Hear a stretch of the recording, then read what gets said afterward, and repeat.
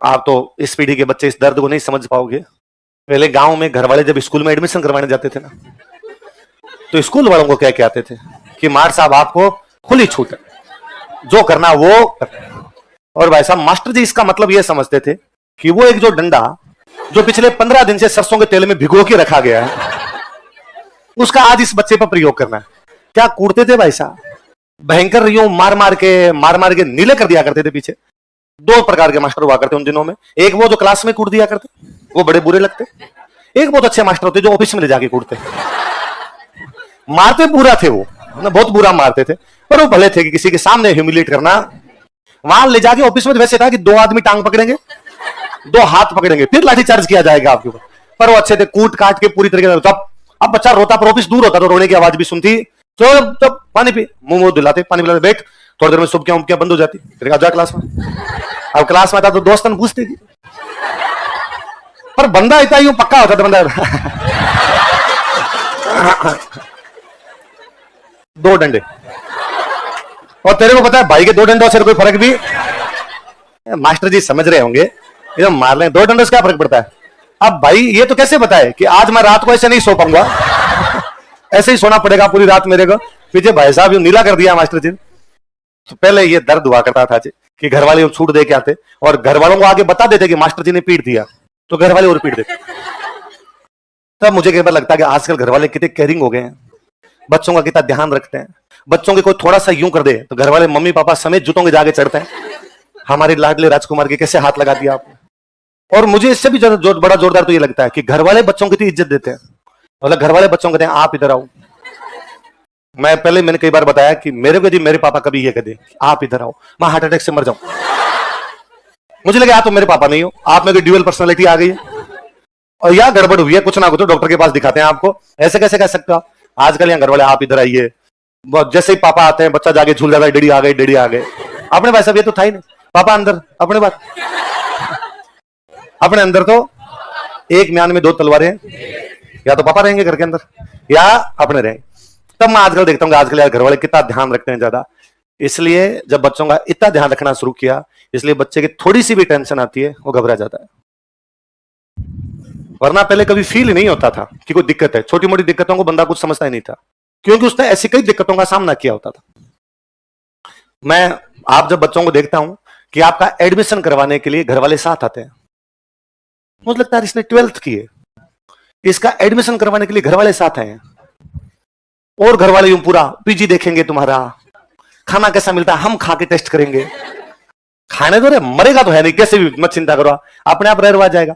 पर घर वालों ने इतना ज्यादा ध्यान रखना शुरू कर दिया, और वो बच्चे जिनके मम्मी और पापा दोनों एडमिशन करवा के गए, पीजी देख के गए, महंगे से महंगा पीजी करा गए, वो 10 दिन बाद में आकर मेरा मन नहीं लगता और मेरे ये भी दिक्कत आ रही है, ये भी दिक्कत आ रही है। वरना पहले घर वालों का एक काम था कि पैसे ले, तू जाने तेरा काम, जा सिमरन, हमारा तेरे से कोई लेना देना।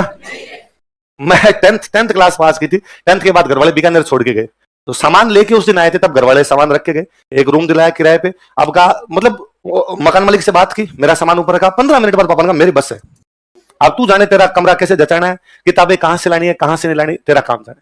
अब मेरे को तो ये भी नहीं पता बीकानेर में बुक्स कहां मिलती है। मकान मालिक ने कहा हम दिलवा देंगे, मत चिंता करो। दूसरे दिन, अगले दिन सैटरडे था, उसके अगले दिन संडे था, तो सैटरडे को मैं क्लास बिना बुक्स की चला गया, रफ रजिस्टर लेके चला गया। संडे के दिन मैंने, स्कूल वालों ने कहा भाई बुक्स लेके आओ, मैं कल ले आऊंगा। मैंने मकान मालिक को जाके कहा कि भाई बुक्स कहां मिलेगी, उनका सीधे सीधे जाओ, आगे एक दुकान आएगी। अब शहर में सीधा सीधा भी खत्म नहीं हो रहा ना, गांव में हमारे खत्म हो जाता दूर दूर जाके। अब मैं सीधा सीधा सीधा सीधा जा रहा हूँ, पूछता पूछता कि दुकान कहाँ है, दुकान का। वो जुलाई में सेशन चलते, तो गर्मी पड़े, बीकानेर में वैसे ही गर्मी पड़े भयंकर वाली, तो भयंकर वाली गर्मी में पसीना हुआ। फाइनली एक दुकान पे पहुंचा, वो दुकान गंगानगर के कोई थे, उनकी दुकान थी। मैं उधर गंगानगर वाले बेल्ट में 10th तक पढ़ा हुआ था, तो मेरी बोली वो थी, टोन वो आती गंगानगर वाली। तो मैंने जैसे बोली तो जाके हिंदी थी मेरी तरफ से, पर हिंदी भी आती नहीं थी अपने, वो बीच में आती वो साथ में। उसने मेरे को जाते क्या गंगानगर का है, मैं गंगानगर का नहीं हूँ, तो जिला तो बीकानेर लगता है, पर उस नहर वाले बेल्ट का ही हूँ, आपने सही पहचाना है। हाँ बता, बैठ जा आराम से, पसीना वसीना पहुंच ले, पानी पी ले। पानी मैंने पिलाया आराम से। क्या चाहिए? मेरे को बुक्स चाहिए, 11th की साइंस की बुक्स चाहिए, मैथ सब्जेक्ट है मेरे पास, उनका मैं बुक्स वगैरह दे दूंगा। फिर उन्होंने मेरे को कई दरियों बिठा के, लेकिन लोग ये भी कि भाई आपका कोई कुछ भी नहीं लगता, फिर भी आपको समझाना है। पहली बार आया बीकानेर, ध्यान रखना है। कौन सी स्कूल में? मैंने स्कूल का नाम बताया, उसमें विशेष ध्यान रखना है। क्यों? उसमें लड़कियां पढ़ती है। मैं इतना फूट रहा नहीं हूं मैं कि चुरा के ले जाएगी भाई साहब। ये वाली आप टेंशन ही मत लो, अपने भी दूर दूर तक कोई जादू नहीं हो सकता ऐसा। पर मुझे लगता है उस आदमी को कितना स्नेह था मेरे से कि मैं किताब की दुकान में बैठा था और उसने मेरे कहा तेरे पास पैसे नहीं हो तो भी मेरे से बुक्स लेके जाना, तेरे कभी टेंशन नहीं होनी चाहिए, यहाँ पे दूर से देख मैं तेरे गांव के पास का ही हूं और हूं। तो हम सीखते, इसे ह्यूमन बिहेवियर सीखते कि किसी आदमी से उधार भी कैसे लेनी है, किसी आदमी से आपको बात भी कैसे करनी है। स्टूडेंट को यहाँ पे एक दिन रुपए समाप्त हो जाए, उस दिन उसके ऑनलाइन नहीं आए, उसके यूं लगता है कि मेरे पास पैसे नहीं है। यहाँ घर वाले 1 तारीख को रुपए बेचते, 10 तक तो समाप्त हो जाते थे, अगले 20 दिन तक उधार भी चलाए हुए हैं।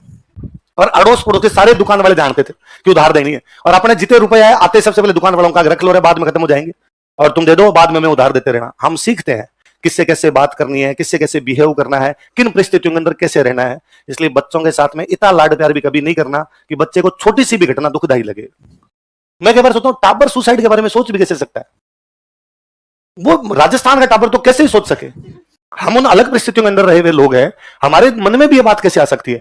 एक टेस्ट में नंबर कम आने पे बच्चे कहते हैं डिप्रेशन में। अरे क्लास में टेस्ट हुआ था, इतना तो कभी लोड ही नहीं लिया, एग्जाम में फेल हो गए तो भी सोचते थे अगला देंगे, अगले में पास कर लेंगे, उसमें फेल हुआ अगला देंगे उसमें पास कर लेंगे। तो क्लास टेस्ट में फेल हुआ है, इसका एक बड़ा कारण है घर वालों का ज्यादा केयर करना। इसलिए आपके घर में यदि छोटे बच्चे हो तो उनको थोड़ा थोड़ा समय समय पर, समझ गए ना मेरी बात। मैं बोल तो नहीं सकता यहां पे, अभी कोई वीडियो वायरल कर देगा, देखिए कैसे नृशंस मनुष्य हैं। छोटे बच्चों के प्रति क्या व्यवहार अपनाने के लिए कह रहे हैं, पर आप समझ गए ना, लाड करना है जी, थोड़े थोड़े दिनों में लाड करना। लाड तो समझते हो। चल कुल मिला के उधर पूछा किसके बेटे तुम, जब मैं जसवंत सिंह ने पूछा किसके बेटे हो, आस्करण जी का। आस्करण जी ने कहा खुली छूट, आप जो दंड देना चाहो दो। पूछा जसवंत सिंह ने भाई कल क्या बात हुई थी, क्या कर दिया था क्या नहीं किया था। उसने दुर्गादास कहे कि इन्होंने हमारे खेत में ऊंट घुसा दिए, वो जो बंदा खड़ा वो कहे कि नहीं ये गालियां निकाल रहे थे। फाइनली जसवंत सिंह इंटेलिजेंट रह रहे थे, उनके समझ में आ गया कि इस लड़के गलती नहीं अपने आदमी गलती है। तो उन्होंने बातों बातों में उनके मुंह से निकला अरे वो कल उस बंदे को कैसे मार दिया था। अब दुर्गादास की जो दूसरा भाग के आ गया था उसमें नजरें थी पूरी, ये भागा था कल गालियां निकाल के अपने को। तो दुर्गादास ने भरे दरबार में अपनी तलवार निकाल के उस दूसरे वाले को मारा, लो सर रिप्ले दिखाता हूं कल कैसे मारा था। और जसवंत सिंह को लगा मेरे दरबार में मेरी आंखों के सामने मेरे बंदे को काट दिया, लड़का यार क्या नीडर लड़का है। और उनका अरे दुर्गादास कल से तुम यहां बैठोगे आस्करण जी। उसके बाद में पूरी जिंदगी दुर्गादास किसके साथ में रहते, जसवंत सिंह। फिर जसवंत सिंह मरे तो अजीत सिंह को राजा बनाने के लिए कितने साल तक लड़े, देखो